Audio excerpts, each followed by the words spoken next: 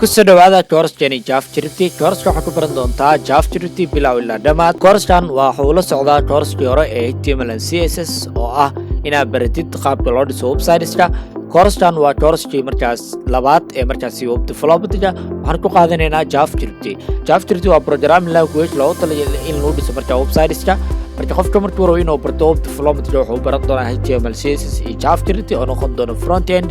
doorasho waxaa ku baran doontaa JavaScript programming language oo dhammaystiran waxaana markaa baran doontaa ilaa iyo 5 qaybood oo 5 chapter ayaa markaa u kala saaran doorashada waxaana ku qaadan doontaa introduction to JavaScript waxaa qaadan doontaa DOM manipulation waxaa qaadan doontaa JavaScript basics waxaa qaadan doontaa JavaScript intermediate project sidoo kale waxaa qaadan doontaa JavaScript advanced waxaa ku dhisi doonaa markii 8 project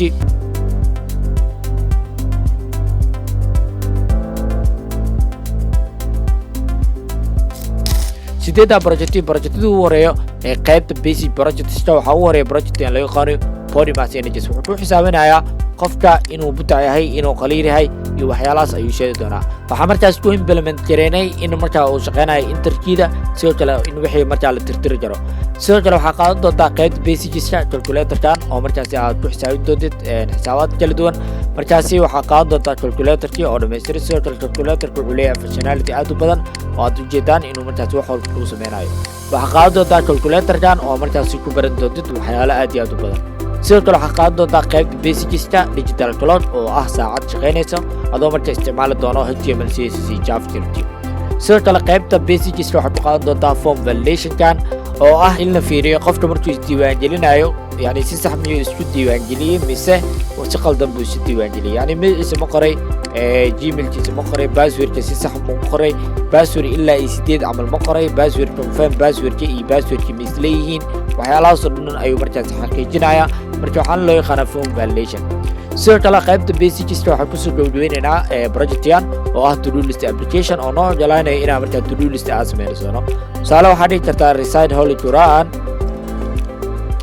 kadib markaas waxaa sameynaysaa ad kadib wuxuu ku ogolaanaya inaad dhahid jack inaad saartid oo ah inaad akhrisay ama inaad delete aad dhahid labadaba wuxuu ogolaanaya sidoo kale haddii aad qotid to do list oo aad dhahid reside holy quran haddii aad dhahid kadibna oo aad refresh dhahid pagekaada ama aad xirtid markaa bixi doono refresh haddii aad dhahid ama aad xirtid markaa bixi doono sidoo kale interkiida uu shaqeynayaa haddii aad dhahid read pagkiis oo kale kadibna inter aad dhahid waa uu kuu samaysmaya marka waxaan sameynaynaa insha allah to do list application oo noqon doona project uu dambeeya qaybta JavaScript basicska okay waxaan usoo gudbaynaa qaybta intermediate waxaan xoog ku saareynaa inaan waxyaalo badan aan ku fahanno JavaScript gaar ahaan markii aan qaadano DOM manipulationka waxaa doonaynaa inaan wax badan aan fahanno kadib waxaan qaadanaynaa wax laga yaqaano touches to speech converter touches to speech converterka wuxuu noo sameynaa wuxuu bedeli doonaa qoraal ayuu bedeli doonaa qoraalkaas oo ah qoraal caadi ah wuxuu bedeli doonaa cod ayuu bedeli doonaa soo marka meeshaan waxaad ku qoraysaa qoraal dan marka wuxuu bedeli doonaa cod ayuu bedeli doonaa okay haddii marka qoraalkan aan soo dhigno kadibna aadano listen Gel Bashir Academy is a premier e-learning platform founded in 2021 by Gel Bashir, the leading authority in online business and technology education in Somalia. With the mission to provide high-quality, accessible education in the Somali language,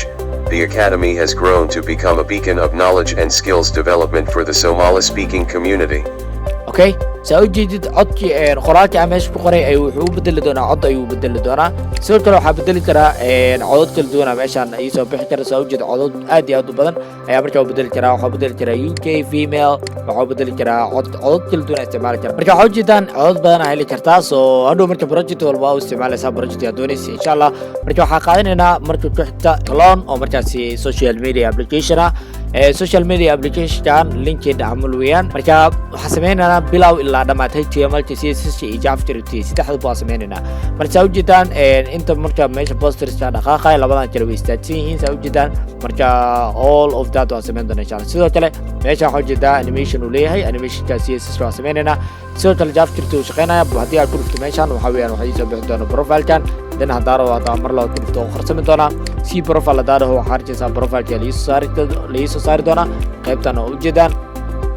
haddii aa u laabto qaybta home doona u laaban karaa sidoo kale responsive waaye responsive markaa ka dhignana waxaa ku darnay javascript oo ujeedid meeshaan waxaa ku qoran show more micnaheeda tahay haddaad ku dhufto waxaa weeyaan wax baa lasoo weyneyn doonaa wuxuu isu bedelayaa qoraalka isbedelaya showles isu bedelay haddii aa markaa soo qorayo iyadana markaa wuu soo qorsami doonaa so waxaasoo dhan marka waxaan ku baranaynaa qaybta javascript so labadan project waxaa ugu talagalay qaybta marka intermediate oo waxyaalo badan aad ku fahmaysaan marka waxaan qaadanaynaa advanced oo waxaan baranaynaa APIs maxay yihiin waxyaalo badan aan baranaynaa oo topics advanced ah kadib marka waxaan ku dhisaynaa project yaan aan ujeedaan weather application oo markaas isticmaalana API-da wuxuu yahay waan sharxi doonaa kadib project waa maxay waa weather application halka waxaad ku qoraysaa magaalada kadib waxaad dhehaysaa search kadib waxaa lagu raadin doonaa magaaladaasi kadib waxaa lagu soo bandhigi doonaa magaaladaasi iyo markaa temperature-keeda iyo weather-keeda lagu soo bandhigi doonaa sidoo kale muqdisho haddaad ku qortay iyadana waa lagu soo bandhigi doonaa weather-ka muqdisho marka sidoo kale waxaa lagu soo bandhigi karaa hargeysa haddii aad doonaysid so all of that marka waa helaysaa xogtooda dhan aa heli doontaa insha allah waxaa isticmaalaynaa marka API wuxuu yahay waa baranaynaa marka insha allah course waxaad ku qaadan doontaa 8 project oo kala duwan sidoo kale waxaad ku qaadan doontaa 10 pages iyo sidoo kale 10 advanced ah marka soo dhawaada course-keena JavaScript